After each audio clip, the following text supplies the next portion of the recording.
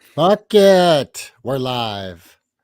Yes, here we are. And our guest, unfortunately, I just got the message. They pinged us in plenty of time, but they needed to postpone. So Yeah, and I just want to say, I got something to say. Brittany I and killed Tori, your baby today. we're really sorry you couldn't be here, and we would love to have the conversation with you. And if for some reason you see this podcast, um, we'd be happy to have you back at another time. And we're making fun of you behind your backs in closets.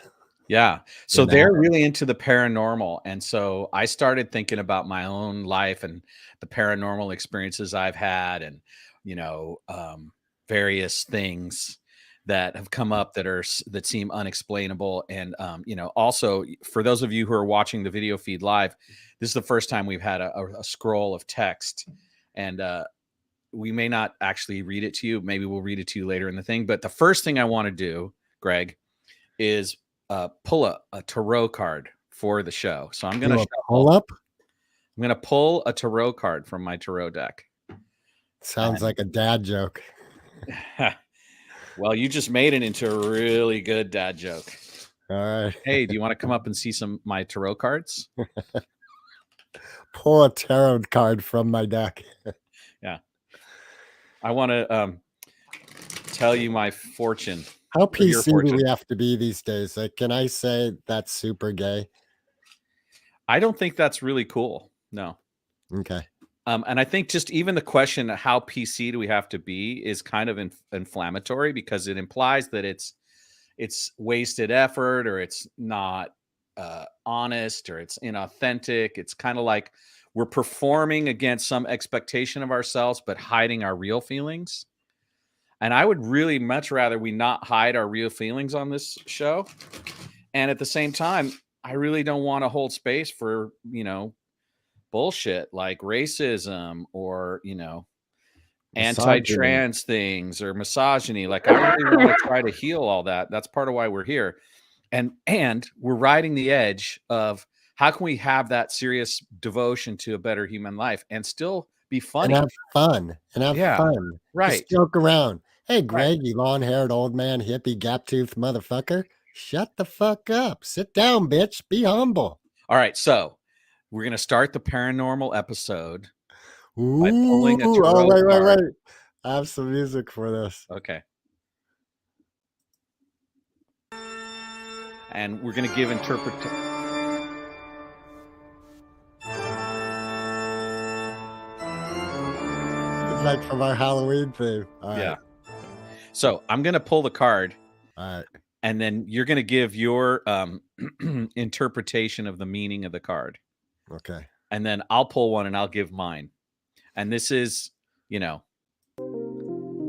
is not as serious as it might seem. Okay, here we go.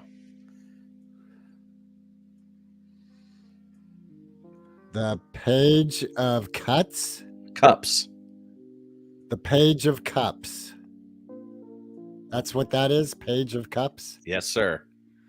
Looks like it's a collectible. The Page of Cups, a fair, pleasing, somewhat effeminate page of studious and intent, contemplative, a fish rising from a cup to look at him, divinatory meaning, fair young man, one impelled to render service, and with whom the querent will be connected, a studious youth, news, message, application, reflection, meditation. Also, these things directed to business. What's your interpretation of the Page of Cups? He's dressed a little funny. I think he's outdated. He'd stand out in a crowd. I think his cup is full of fish. Full of fish. Yeah, that's just. I wouldn't drink from that. What do you think the fish symbolizes in a paranormal way? Why is this card relevant when I pulled it for you? Yeah, you pulled it for me? Yeah. Because I'm a very effeminate, silly dressed man with a fish cup. Yeah. Okay. Well, and what does that mean about you? That means apparently I'm ready to serve. Is that what it said? I don't know. I'm asking you now. I'm wanting to let's turn over I the feel like I know so little. That's like asking me about quantum physics. Like, great. So just talk about what you don't know then. okay. Page. What page of cups? That it's not like, aren't there like the three of crowns or things like that? Yeah, there's all kinds of stuff like that. All right. So, but this is just simple page of cups. Page of Cups. He's not a prince. He's not a king. He's a But page. he's also not just a mere number. Yeah, but isn't a page a mere number? It's a surf, isn't Well, we're it? all mere numbers ultimately. He's not part of the major arcana. Here before we. Good job. Thank So, you. do you have anything more you want to add to the Mr. Page of Cups? Page of Cups. I'm sorry you got drawn in honor of me. That's just, I would have rather had the Hanged Man, the Fool, the Devil, anything but the Page of Cups. So you have high aspirations to be an arcana. I suppose I do. Yeah. Being a Leo. But yet you're also, a page is not doing too bad. Like a page, he's got, his cup is full. His clothes are clean. Everything's looking good for him. Well, he doesn't. Yeah, I guess he seems happy, doesn't he? Yeah. And it was right side up. You drew it right side up, so Yes. there's that. Yeah. Okay. All right. So I'm gonna pull one for me. Okay.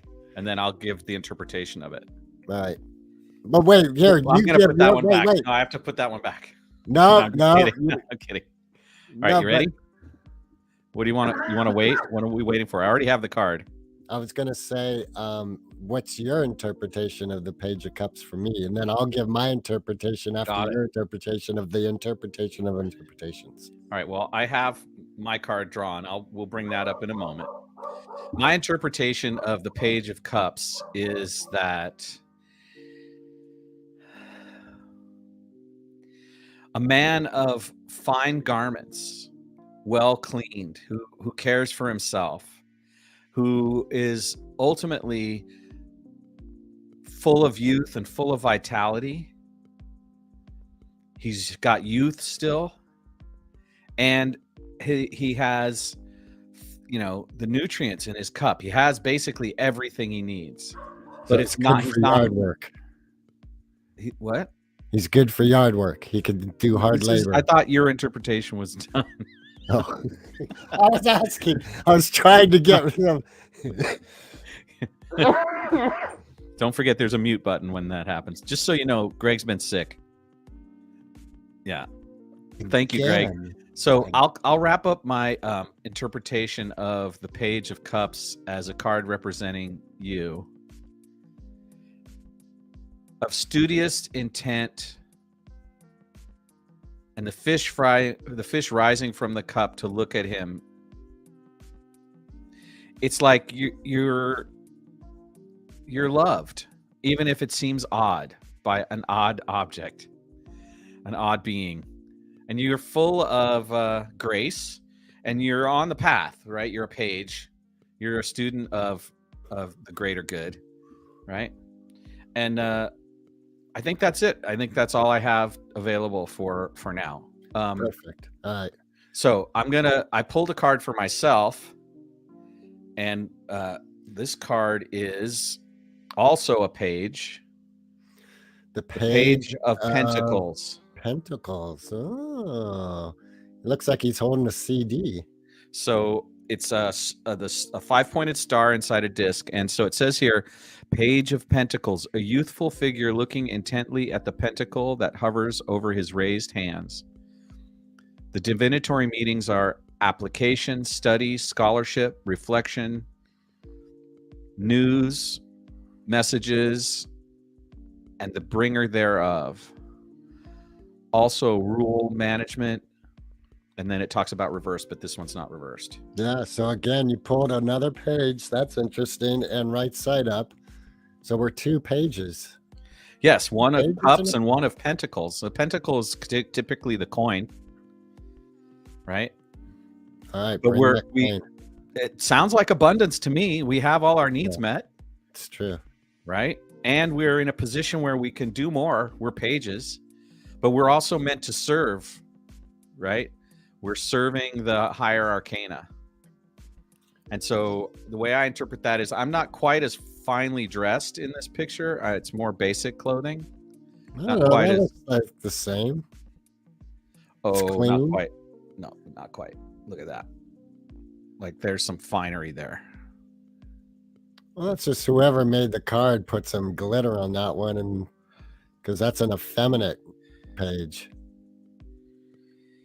Yeah, okay, fine. If you want to argue with my interpretation, you're welcome to do that. Thank you. I won't take it personally. Not me. The page doesn't take anything personally. No. Heaven forbid. Yes. Yeah. So, in my view, as far as paranormal things go, the cards are living. There's a living being in the connection of the deck with me. Is it a good witch or a bad witch? It's neither. It's all encompassing. The whole story is possible, right? Because the creation is not limited either, right? You can be fully dark, fully light. There's the full range of possibilities available. Can you be fully dark? Can I? Can there be fully dark? Well, I'll tell you about one thing. We were staying down in Central California at a relative's house, and the guest room there had full-on blackout curtains, and there's no other light source in the room like that. This is a recent.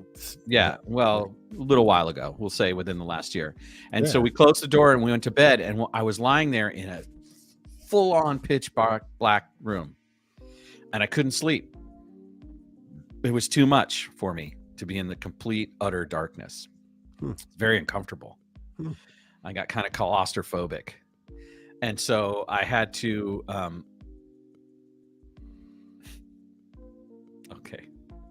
I took my CPAP, which is a device I use for my sleep apnea, and I brought it up off the floor to the nightstand so that the little light that's on it that shows the indicator would give me just a little bit of light. And then I felt better. I needed my nightlight. You needed a nightlight. That's wild. Yeah. I love total dark. I love it.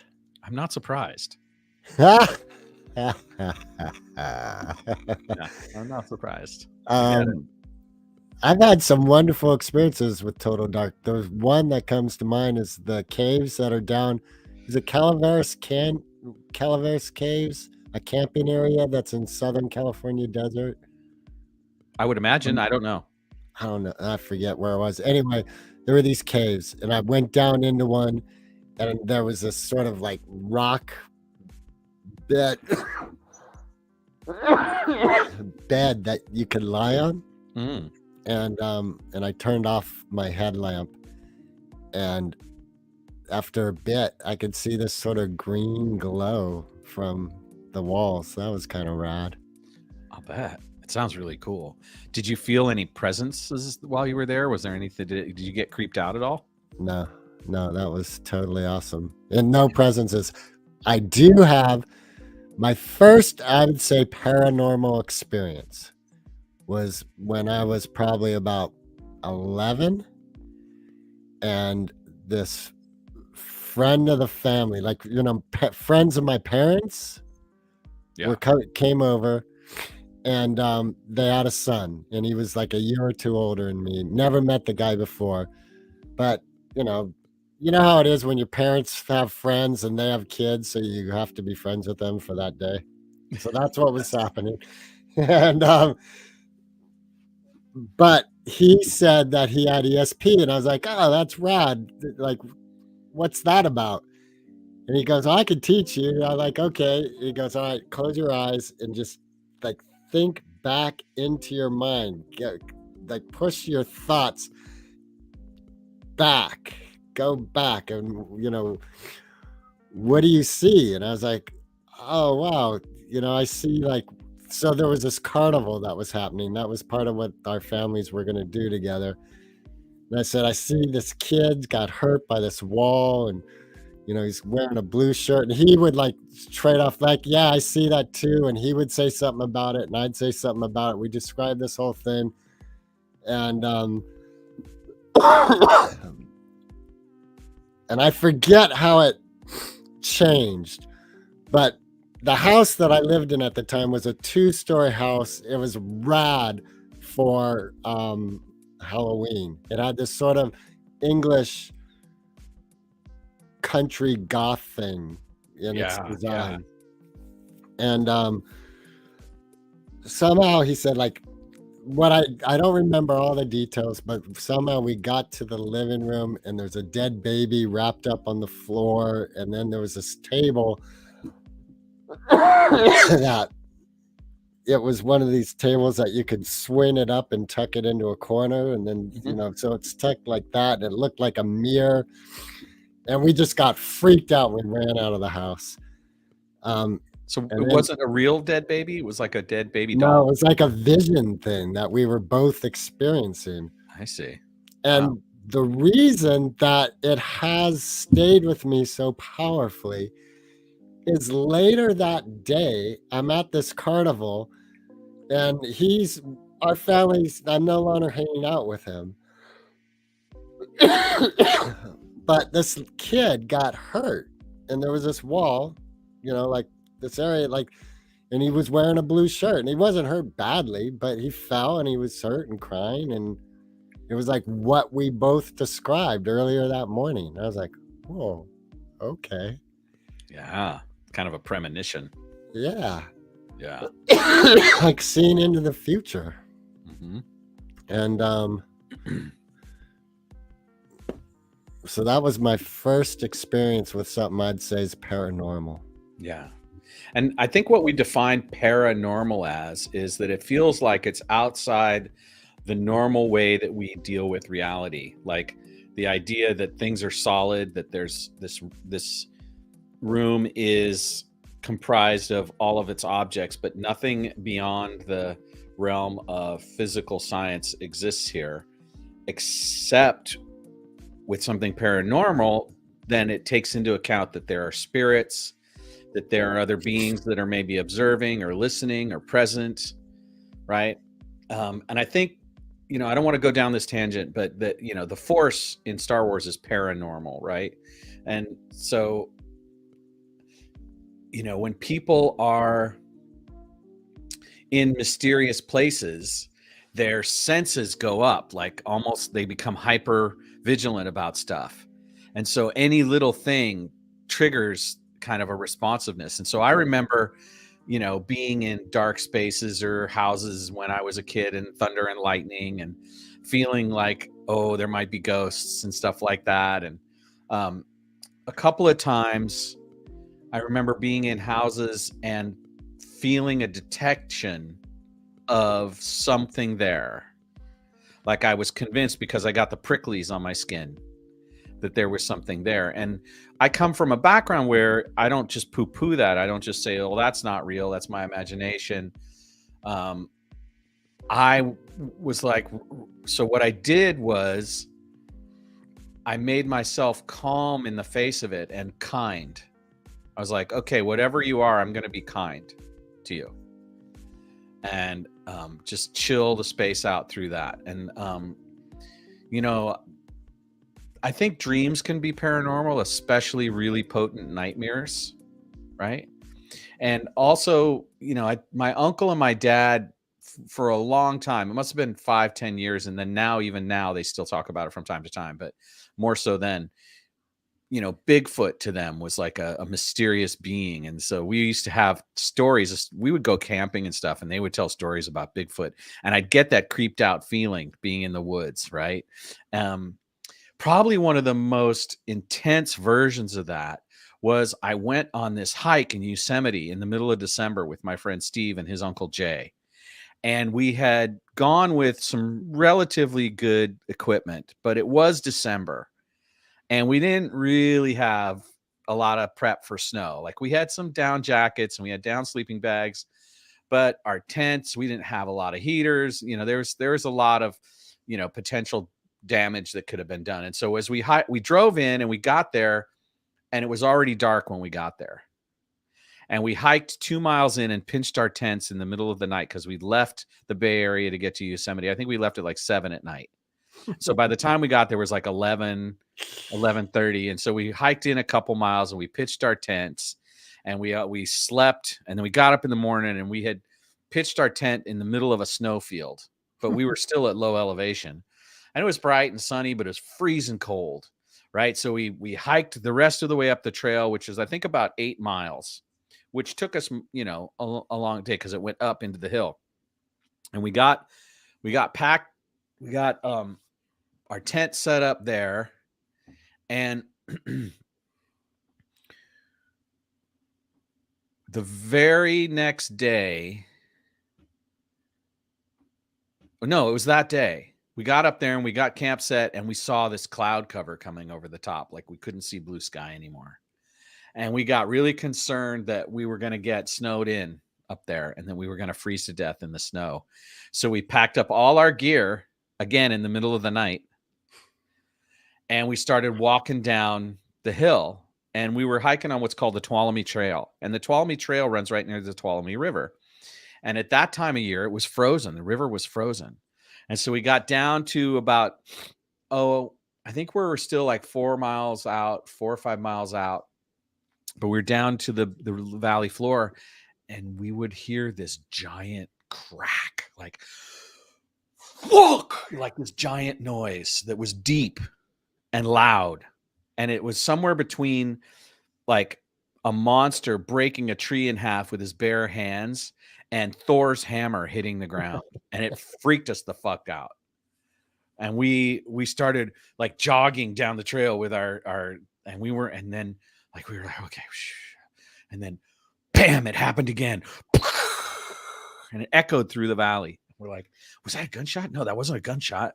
Oh my God. Right. We got like, get the bear whistle out, right? We were all paranoid. We were already walking with flashlights at that point because it was dark, and we were like, oh, we got to get to the car.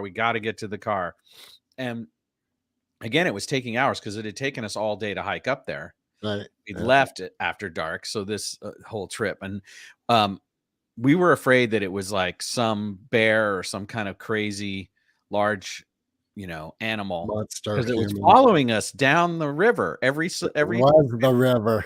It was the river. The cracks. What was happening was the river was cracking. The ice was cracking and throwing off this amazing sound. And the rest of the story is we finally made it to the car, and we drove into the valley, into Yosemite Valley, looking a little pretty disheveled, and we were stoned. And so it was 2 a.m, and we were basically walking around to all of the hotels trying to get a room because we had been tired, and they were like, no one would rent to us. It was an adult male and 2 teenage boys, and they were like, no Really? room at the inn tonight, right? And so we ended up sleeping in the Triumph, the TR4, until morning, and we could get breakfast. And that was quite the experience. And I was scared. Like that was being in a state of prickly level disturbance for hours on end as I hiked out, and around every corner I thought there might be a bear. It wasn't necessarily paranormal so much as it's paranoid. Yeah. Well, it's interesting, like you're because you mentioned when you needed the MRI and you couldn't do it, and because claustrophobia, that's what I'm thinking of. How claustrophobia isn't really relating to space. It's relating to awareness of space. How do you know? Because you just told me you were in a dark room with plenty of space, but because you couldn't be aware that the space was there, you couldn't sleep. Okay. That's how I know, Mr. Man. Yeah.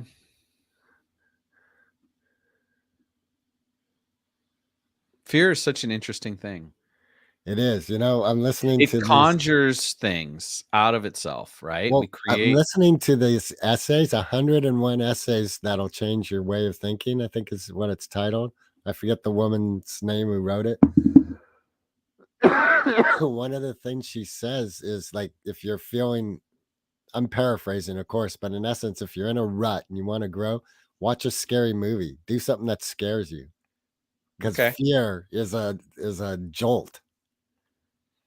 Yeah, well, I've also heard that minor stresses are the things that build resilient health effects.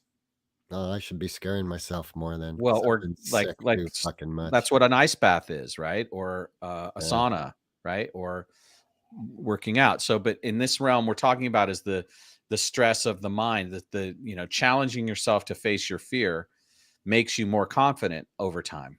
More Hey, right. December 24th, I was sleeping on the couch because my kids spent the night, and I felt this evil presence. Like, I'm sleeping on the couch, so my head's like this, behind, like standing behind me. It's kind of like, did I already tell you about this? I may have forgotten. Keep going.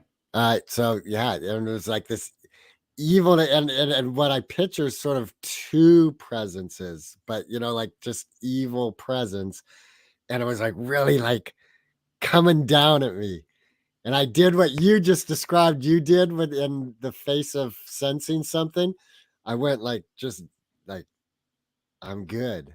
Like all love, God, one. And the other thing I noticed is I didn't look behind me because that would give credence to the presence and as little energy as possible to give to that. It happened twice that night because it happened once and Ooh. then I was like, woo. And then same, I went to sleep. And then the second time it happened, I did the same thing and it wasn't as evasive, I guess, as the first time. Pervasive. No, invasive. Like it wasn't as disturbing the second Got it. time. But Right. the presence was still as strong, but the effect on me was not as strong. Got it. Yeah, that Yeah, was so I think that part of it has to do with our beliefs. Like there are people who are rational and who are very science oriented for whom this fear doesn't happen, and that because the scope of their belief system doesn't allow for it to be real. And I think I'll speak for you and myself, but you correct me about you. I believe in um astral events. I believe in spirits and beings that are not in a corpus, i.e., they're not in a body. And I believe that they're energies that are alive and cohesive in plants and in rocks and in the earth and the sky and the clouds. And so for me, that means that when I have that sense of, oh God, something might be here, I have a belief system that supports it. right. Yeah. Well, here's another thing that was in the essays. She said, like, lay out all your body parts on a table. And is that you? Like when you see your hand, is that you? No, that's my hand. It's not me. So if we're not our body, what are we? And I think speaking for both of us, we both are, I think, God. We're animated. There's something, an energy that animates us. No, but here's what I was going to say. We both are grounded in belief of the energy of ancestral worship, for lack of a better word, which is saying that we do give credence to our ancestors still being present, still being energy to be Yeah. sought Yeah. help from, etc. So they're Well, not their bodies, obviously.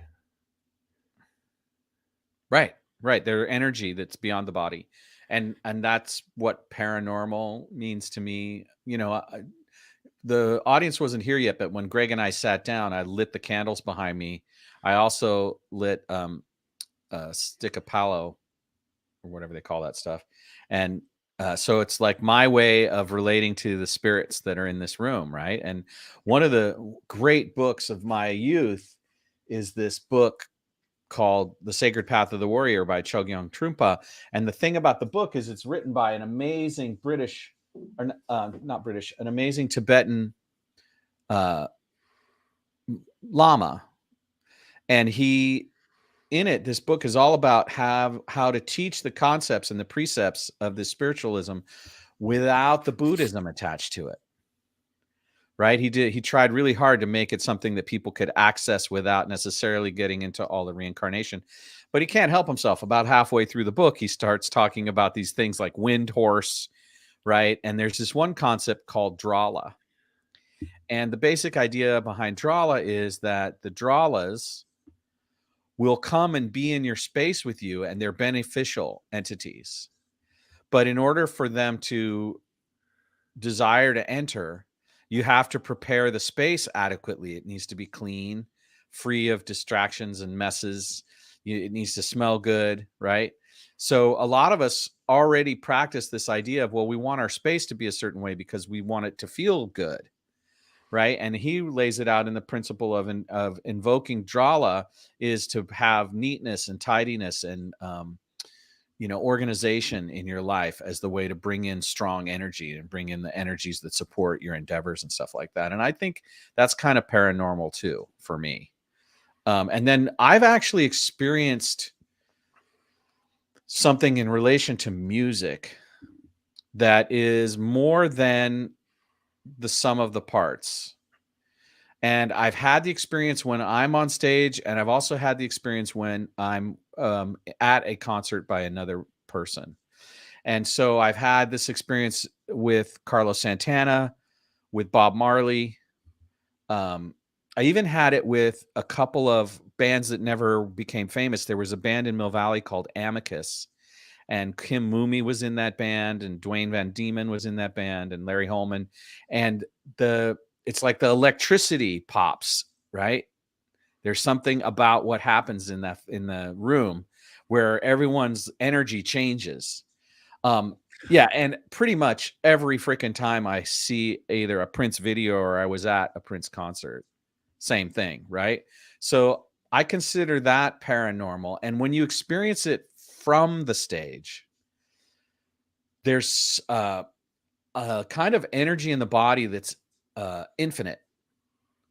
Like at the 2.5 hour mark, instead of feeling completely exhausted from performing, I'm actually more capable of making transcendent music than at any other time during the night. It's like they call it the zone and flow states and things like that. It's a flow state when I think is pretty much what people talk about it. Yeah, I wonder if someone like Prince, they just played so much that they were just constantly in flow, which is why you could do 6 hours of music live and not think twice about it. Well, and at a certain point, it must have been harder for him to reach that state. So he would want that. And the best way to go out and get it would be to do the after party, the after show, because a lot of the show was probably the same show most of the night, right? It was for a lot of shows on the tour, it was the same song list with maybe a few differences. And then so you go to the after party and now you can play anything the band knows.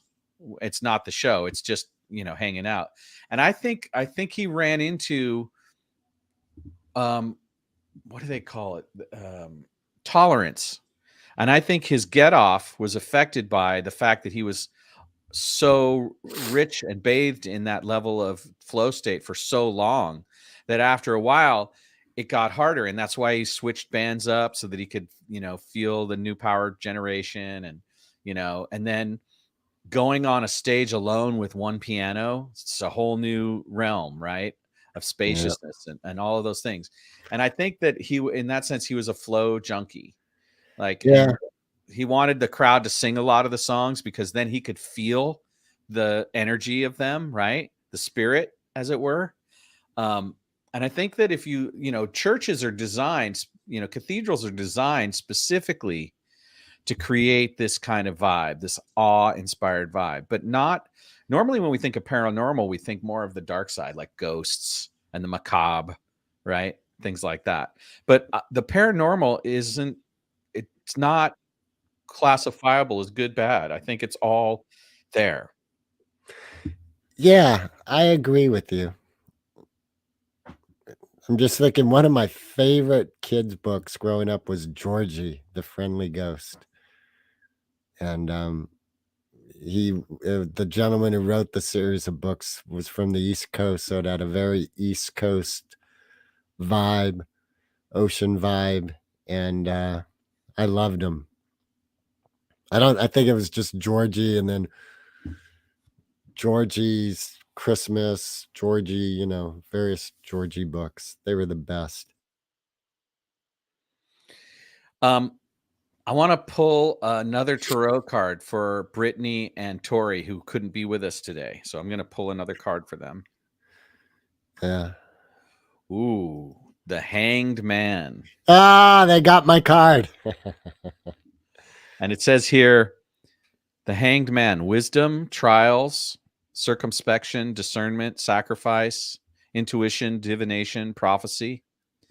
So yeah, they were going to come and talk about the paranormal in a way that's even deeper than Greg and I were going to talk about it. And so we're sad that they're not here.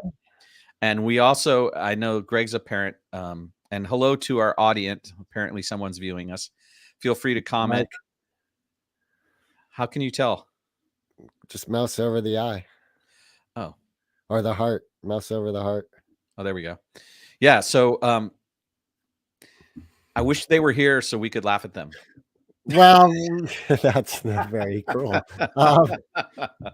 They said they'll reschedule, so we should have time with them.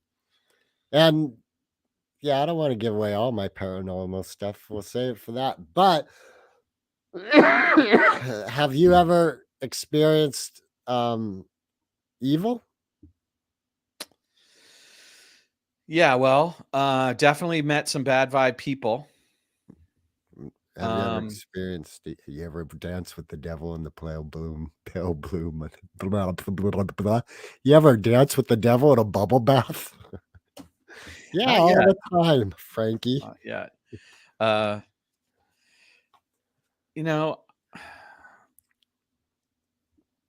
Again, because the way I have my belief system structured, I don't have that energy in my of something I would notice as dancing with the devil.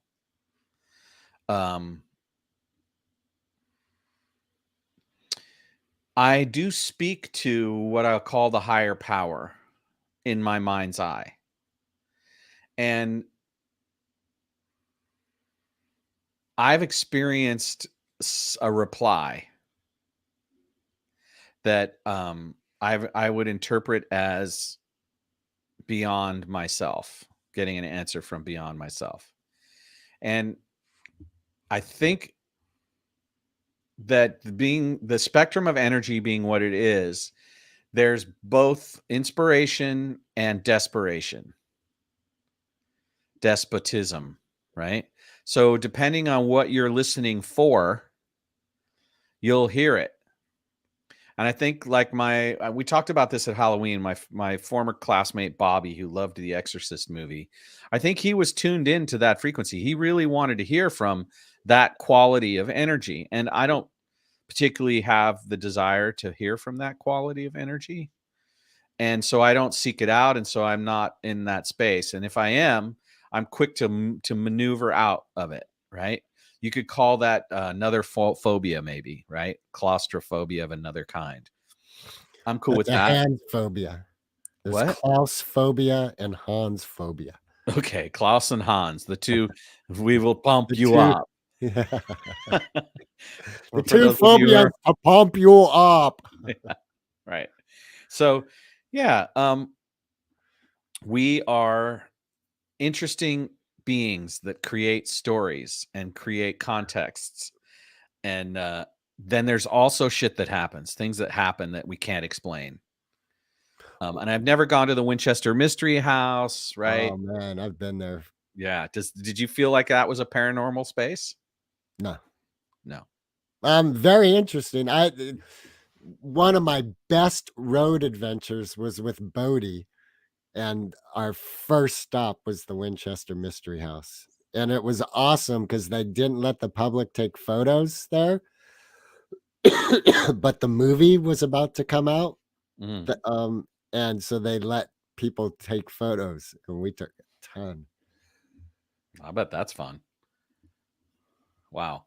Well, I did have an acid fueled dream that I would call as, paranormal, where I left my body.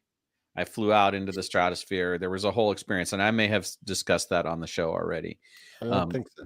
So it was a rather large dose, and it was pretty clean. What do you consider a large? Was it in a Visine bottle like drops? No, it was drops on a sugar cube.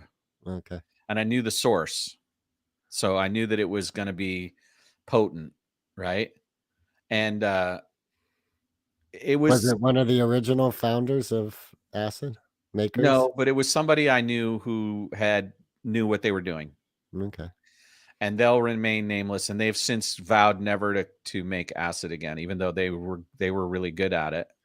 It's clean. Yeah, very clean. Not Different. speedy. I've had both. Like I had some blotter that had speed in it. That was not as fun. This was clean, right? I've had And clean. it came on a sugar cube, and it was it wasn't a mega dose. Like it would be considered average for a Grateful Dead fan or whatever. Okay. And the way we thought of it was we were told that the cube was 500 mics, and we split it. So 250 mics, which is not, it's not a big dose. Like the thing to do would be to take the 500. Now you're talking, or maybe 1,000. That would be a heroic. 1,000 would be a heroic dose, and that would probably be a couple of days. As it was, it lasted a good long time. And so we went to see a double feature of the Jimi Hendrix movies at the UC Theater in Berkeley. And we were live at Berkeley and Rainbow Bridge. Okay.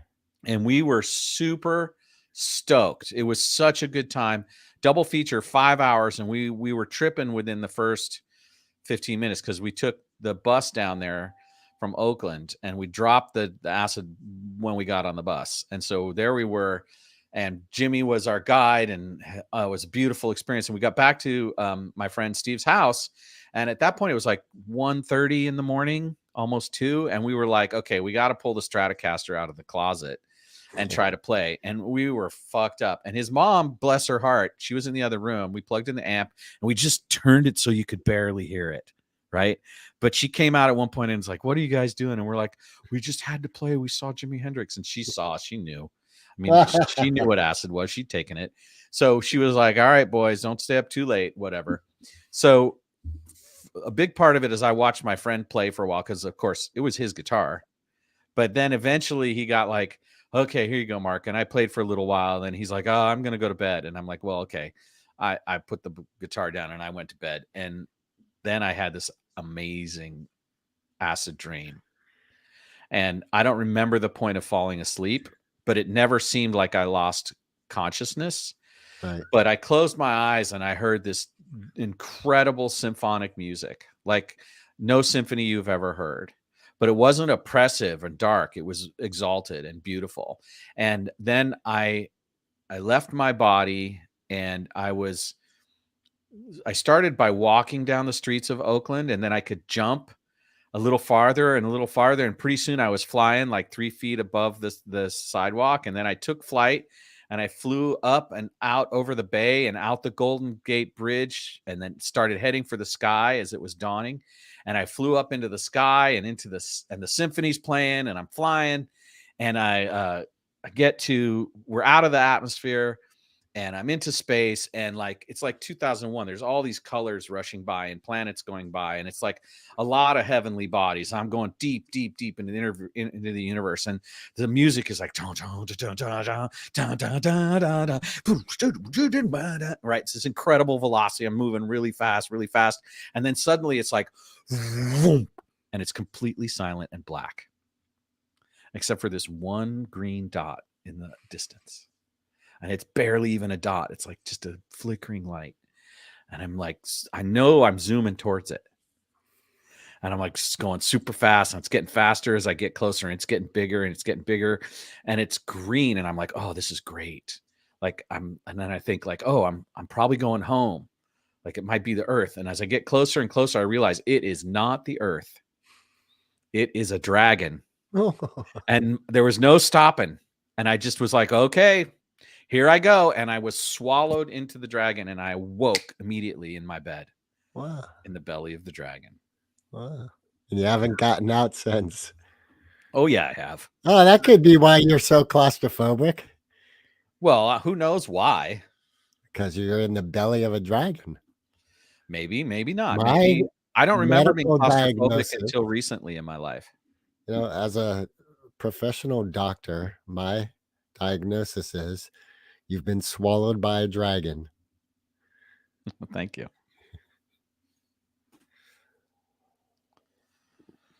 Dang, this cold. It's really bothering me. Yeah, well, do you have anything similar, like a really colorful experience, psychedelic paranormal experience that you want to tell us?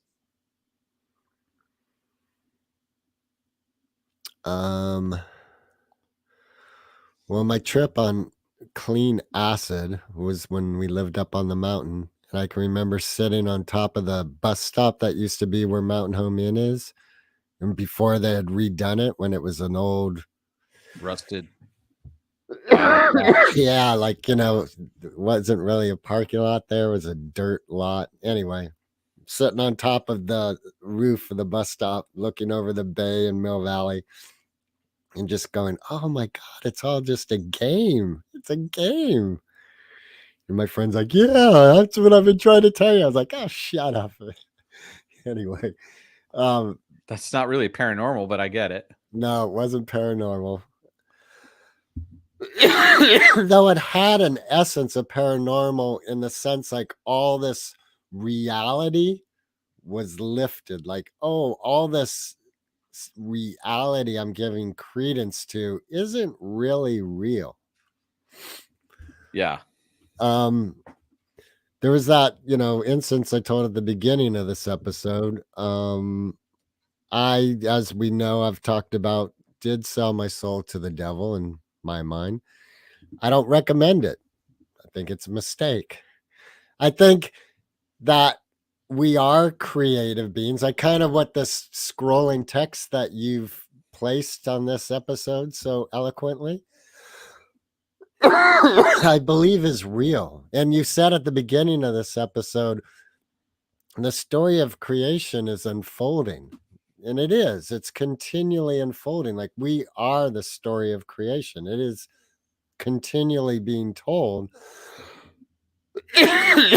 And I do believe that creation is love, and we are created. We are love. And to what just flashed into my head hole is in Course of Miracles, it says that really the only purpose of this course is know thyself. That's it. So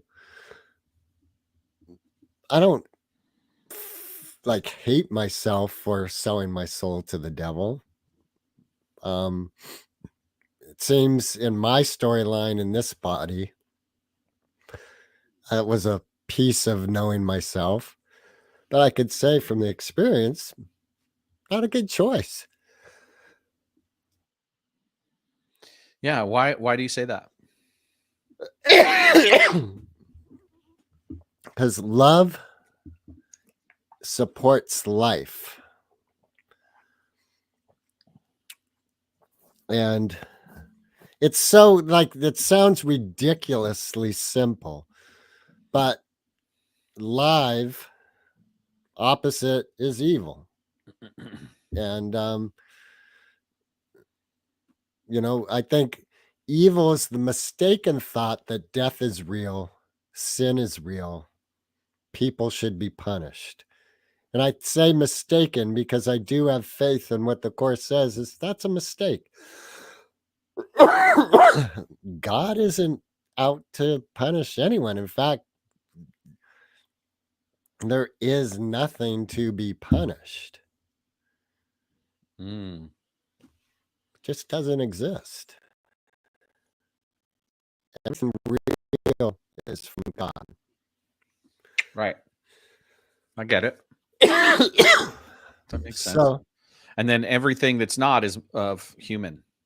Yeah, we for Created. whatever reason. I apologize, gosh darn it, but for whatever reason, we, like it said, ultimately I must be thinking I'm getting something from the pain I'm experiencing, and it must be something of more value than what I currently have if I'm willing to go through pain. Or at least that's the assumption one would make as they enter onto the journey, right? Right. So when I'm willing to let go of everything that I've put belief in that creates pain, now I'm ready to take that last step into Bodhisattva. Joy. Joy. And fly through the universe into the belly of the dragon. Yeah, well, I think we are creating it as we go. And so we have the option of creating it well and it being something good. And I also think that your deal with the devil never actually made it out of escrow, that you were rejected at the gate and it didn't happen. Right, of course. Yeah, ultimately. Yeah. Because again, everything, all that is from God. Hmm. And God creates love and joy. Mm. Yeah. So tigers love antelope. They're so delicious. If you hunted an antelope, I would eat that antelope.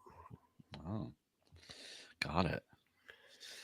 Well, it feels like we're at a good point to stop. Let's read the scroll and then go. Okay. Shall we read it together? I don't think you can. I bet you I can. Coughing. Now we got to wait for it to roll through. Yeah. You mean cough it all out. Yep. We're going to be giving a free prize to No, anyone who emails us telling us how many coughs were done during the show. Too many. Yeah, here we go. Love. 1, 2, 3. Love is real. We are We're literally made of this the stuff. stuff from From inception to now. It seems the seems whole universe is comprised of some amazing particles and is organized around a mysterious power that, in my view, has to be love. Love. DUMB love.